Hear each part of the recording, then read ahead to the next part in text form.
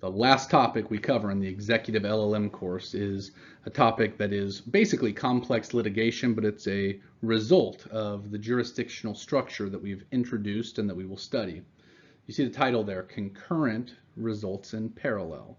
What I mean by that is the concurrent jurisdiction, the fact that, hey, we might have federal jurisdiction over a matter in both state and federal court, means we will end up with frequently in major litigation parallel proceedings. We'll define that and we'll talk about the different solutions. Come back to this title slide at the end and hopefully it will make just a little bit more sense.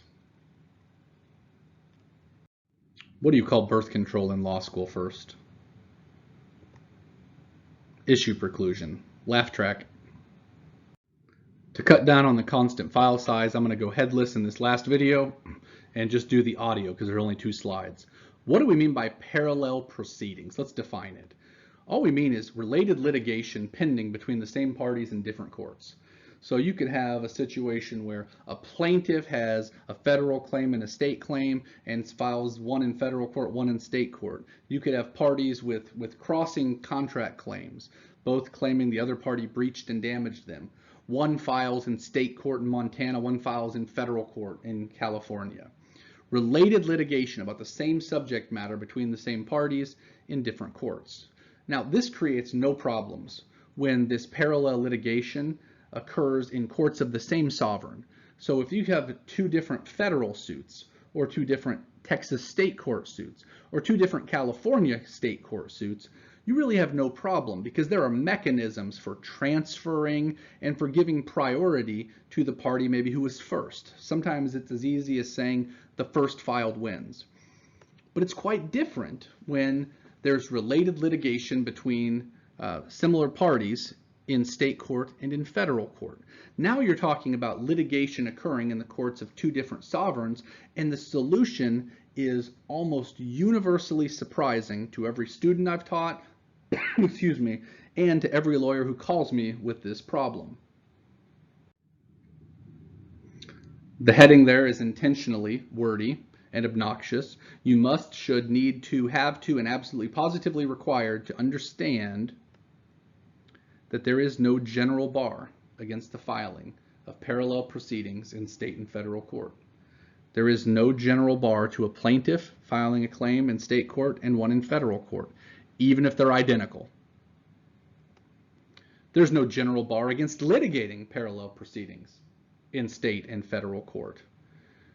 Every lawyer who calls me says, hey, I filed this case in a Kansas state court, and now 2 months later, the defendant of that suit became a plaintiff and sued me for the same stuff in this case, and now I need you to get rid of it because I was first.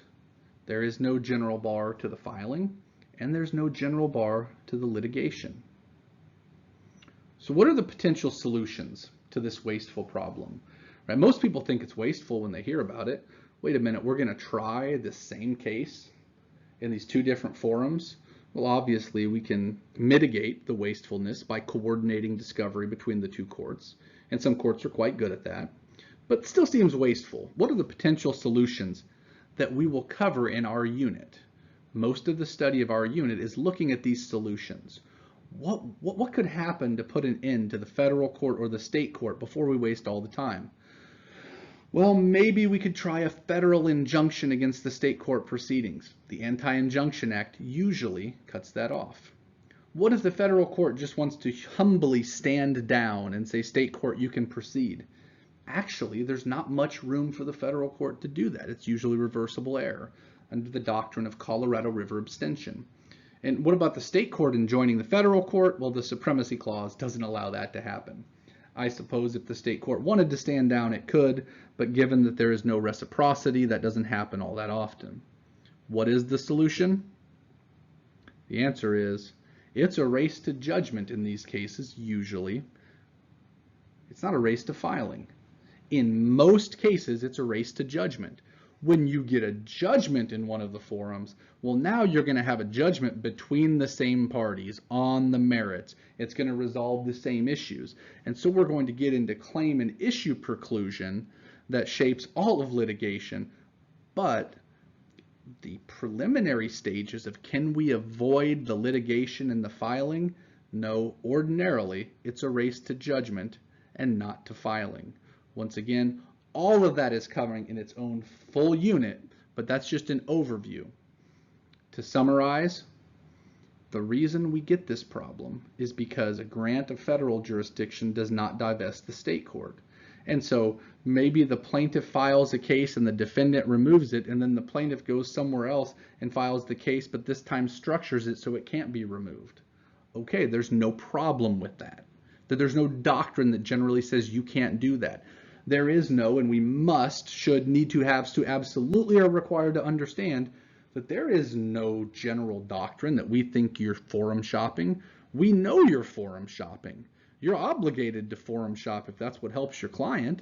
And even though I would restructure things so that the incentives weren't there, as they are right now, there's absolutely every reason why we would forum shop in some cases.